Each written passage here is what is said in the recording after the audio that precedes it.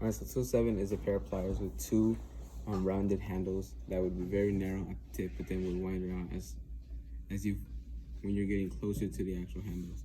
The indentation, it would leave a really narrow indentation, about 5 millimeters wide, but then as you would get closer to the handle, it would be about 12 millimeters.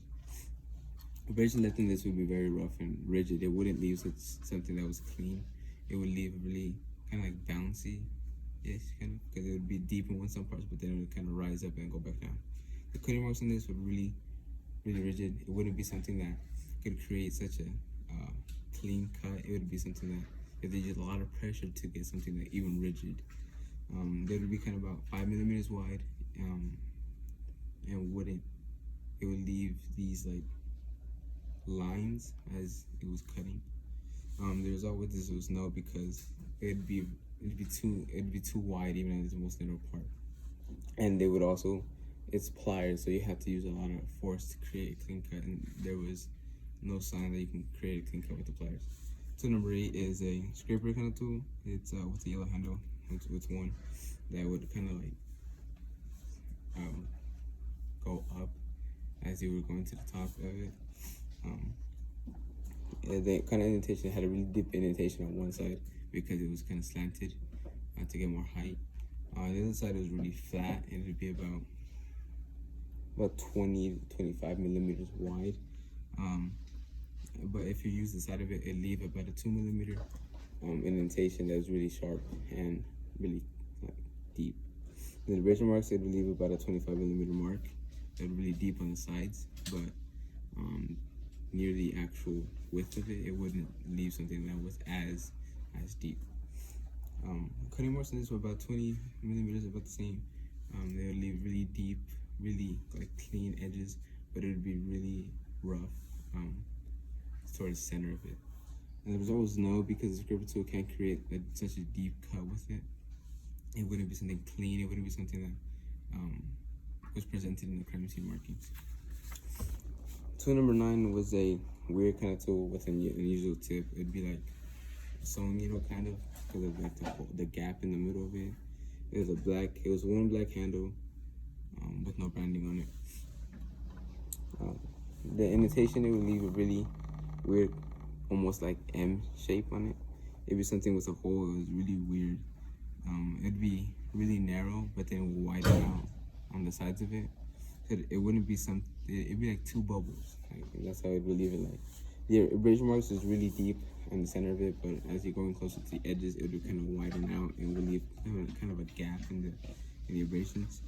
The cutting mark was really weird too, because it'd be kind of deep or kind of rounded too. It would leave really rigid edges, and it wouldn't be something that can create such a clean cut and it was also wide, so it was wider. It was about a 6 millimeter wide tip at its widest point. The result was no, because it would leave no straight lines at all. It was really rounded. It can't create such a clean cut on it. It'd be kind of like smooth near the tip. It would be really deep, but it wouldn't create an edge. Tool number 10 is a Phillips screwdriver with one handle that would kind of widen. It was yellow with a little blue, with a blue strip of color near the end of it. The indentation mark it would leave would be about a 5 millimeter indentation mark, but it would also kind of have like it would kind of go inside and leave two kind of holes in it. The abrasion marks on this would leave something really rough. It would kind of bounce as you were trying to leave an abrasion mark, as if it can't leave such a clean scratch in it. It would kind of bounce around. It would also leave almost no edge. It would be kind of all over the place. And as with the cutting marks, it wasn't as deep. It couldn't leave such a edge to it. It would kind of bounce also. It wouldn't leave something that would create an edge on it. So it'd be really rounded and really rigid. The result was no, because it's a Phillips screwdriver. You can't leave such a clean, such a narrow cut on it.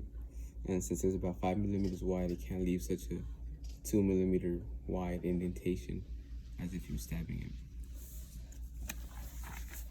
Tool number 11 was a pair pliers, Phillips screwdrivers. With one handle that was black with like yellow stripes in it. It would leave about a 5mm indentation on it, on the sides. Oh, that's a flathead, not a Phillips, my bad. It's about a 5mm indentation with striations on the tip. The abrasion marks, I believe, would be really deep on the actual edges, but when it came to the center of it, it would kind of drag. It wouldn't leave something that was smooth. The cutting marks on this was about 5mm wide, had really deep edges, so it'd be really clean on the sides, but near the middle, it would kind of like also bounce and leave such a rough cut, so it wouldn't be straight. Even if you used the other side of it, it'd be like, it'd leave an edge, but it would kind of widen out as if it's a Phillips screwdriver, because it kind of gets widened to the tip. The result was no, because it was a really wide Phillips flathead screwdriver. So the thing it wouldn't leave was the actual straight line. It would kind of leave like a really wide cutting mark, so it couldn't match up with the one in the crime scene. Tool number 12 was a 3-sided tip triangular type of tool with a red handle, a single handle. The indentation would leave would be a 3mm wide indentation mark, but like a similar to a triangle. That's at the widest point. If you used a much shorter side or the kind of like edge it had, it'd be about 2mm wide. The indentation it would leave was really sharp and deep in indentation, and the other side it would leave a very triangular type of indentation. The abrasion marks it would leave was really deep. On the edge side it would be really deep and really clean, and the other side would kind of leave 2 deep marks on the edges, but in the middle it would leave sort of like the Phillips screwdriver. It would leave really something that's really rough. The cutting marks on the edge of it was really clean and really deep. It was really, you can see that it was sharp. On the other side, you can see that it was sharp on the edges, but in the middle, it wouldn't leave such a deep kind of like marking. The result of this was yes, because they had a very narrow edge that would leave a really deep mark in it, and you can see that it was something really sharp, such as that. And with the crime scene, it looked like someone was stabbing it. And with this would make sense because it's a triangular tip, so if you were trying to stab it, some of the pieces would kind of lift up and it would break off. So this is why I think it was tool number 12.